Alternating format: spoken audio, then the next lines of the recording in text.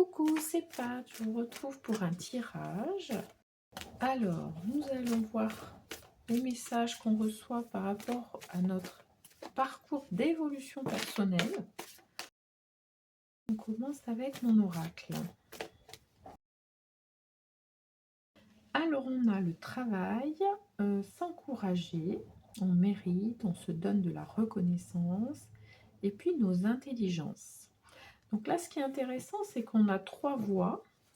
On a la voie de la matière, hein, avec le travail, on a la voie du cœur, et puis on a la voie entre cœur et esprit. Donc là, on nous interpelle sur, c'est important aussi de trouver l'équilibre, hein. En tous les cas, c'est ce que je ressens, entre la matière, notre cœur, ce que nous dit notre cœur, ce qui est important aussi de voir à travers notre cœur le pouvoir qu'on a à travers notre cœur, nos intuitions, etc. Et puis entre le cœur et l'esprit avec l'intelligence. Donc ça, c'est déjà un premier message. Alors là, ce qu'on nous dit, c'est que suivant comment ça se passe dans votre travail, peut-être que vous êtes en difficulté ou que vous êtes en train d'élaborer un projet ou de le mettre en œuvre. Je ne sais pas où vous en êtes, hein, chacune, vous verrez. Mais là, l'idée, c'est de s'encourager soi-même. C'est-à-dire que plutôt que d'attendre un encouragement extérieur, d'avoir besoin de validation extérieure, de reconnaissance de ce qu'on a fait, de ce qu'on réalise, de où on en est, etc., hein, vous avez compris. Là, l'idée, c'est vraiment de se donner à soi ce dont on a besoin, hein. Et puis, nos intelligences, eh bien, on s'en sert à notre service. On se sert de notre intelligence logique pour analyser, pour mesurer les choses, pour voir ce qu'on a réalisé, où on en est, etc. Mais aussi notre intelligence émotionnelle, puisque là, l'idée, c'est vraiment de prendre tout ce package d'intelligence et de le mettre au service de notre évolution, de notre avancée dans notre travail. Alors, bon ben voilà, on a maintenant la voie de l'esprit qui nous dit observer, mesurer. Bon, du coup, c'est ce que je vous disais déjà, c'est que là, l'idée, c'est de mesurer les choses et de se donner cette reconnaissance, de voir qu'on mérite de s'encourager, de se féliciter, d'être content, en fait, tout simplement, hein, d'être content de où on en est, de ce qu'on a réussi à élaborer, construire jusqu'à maintenant. Alors, on nous parle de personnes ressources, d'argent et d'être et exister pleinement. Ah, c'est intéressant.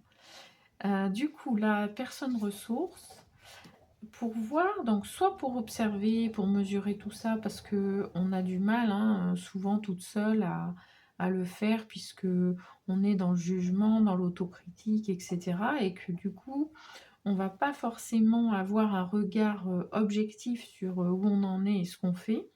Et souvent, on est beaucoup plus sévère que si on observait et qu'on mesurait les choses par rapport à quelqu'un d'autre, hein. Et puis là, on nous parle d'argent. Donc ça, c'est intéressant. Et d'être existé pleinement. Donc l'argent, là, je le vois plutôt comme une valeur qu'on s'accorde, une valeur qu'on accorde à notre travail, à nos capacités, à ce qu'on a réalisé, etc. Donc, quelle valeur vous accordez à vos compétences, à vos connaissances, à où vous en êtes aujourd'hui? Vous voyez?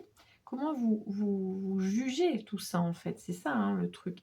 Et là, on vous dit, plutôt que d'être dans ce jugement, etc., d'évaluer et de ressentir quelle valeur vous accordez à tout ça. Pour être et exister pleinement, hein, puisque là, l'idée, c'est on en est où on en est, et si on est dans ce jugement, dans cette autocritique, etc., on va pas du tout être dans quelque chose de constructif. On va rester en mode peut-être regret ou être dans quelque chose où ça va nous bloquer, en fait. Donc là, l'idée, c'est de sortir de ça. Alors, on va aller chercher dans le tarot de la bienveillance, n'est-ce pas? Des conseils.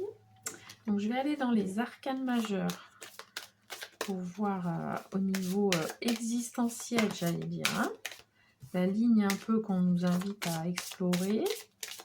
Et puis ensuite, on ira dans les arcanes mineurs. Bon, voilà. On a la tour. Donc la tour, c'est on remet en question la manière dont on fonctionnait, la manière dont on voyait les choses jusqu'à maintenant. On nous invite vraiment à ouvrir notre regard, à ouvrir notre champ des possibles, plutôt que de rester dans le carcan et dans le blocage que j'évoquais jusqu'à maintenant, hein.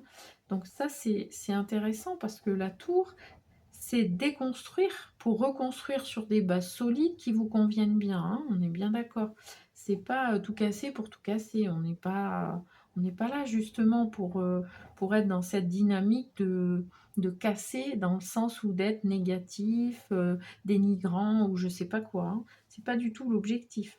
C'est vraiment, on observe, on mesure, on voit ce qui est intéressant, ce qui est constructif, ce qui nous plaît, ce qui est voilà, ce qui permet de nous ancrer, qui est solide dans notre travail et qui nous convient. Et puis on scratch le reste en fait pour pouvoir aller vers quelque chose qui nous convient. Alors on va voir dans les arcanes mineures ce qu'on nous dit. Oula, j'en ai 3 d'un coup là. Et ben on va prendre ça, hein, ça sautait. Alors on a le roi d'air, le 10 d'air et l'as d'air. Bon, alors là, on est dans le mental à fond. Donc, il y a vraiment quelque chose à faire au niveau observation et mesure. Là, on nous parle de se servir de notre pensée, de notre intelligence, de notre construction mentale et de toute notre analyse, hein, notre capacité d'analyse pour justement observer les choses, mesurer les choses de manière concrète, factuelle, objective, hein, parce qu'avec le roi d'air, c'est donc le roi d'air, c'est le roi d'épée, hein, dans le tarot Rider-Waite classique. Et du coup, on a le 10 d'air. Le 10 d'air, c'est on arrive à la fin d'un cycle. On nous invite à arrêter de se prendre la tête pour se prendre la tête, mais plutôt à être dans quelque chose où on est quelque part maître de ses pensées, leader de ses pensées, et on construit quelque chose de concret, de comment dire, de structuré, etc., hein. Et ça nous permet de repartir sur de bonnes bases avec l'as d'air.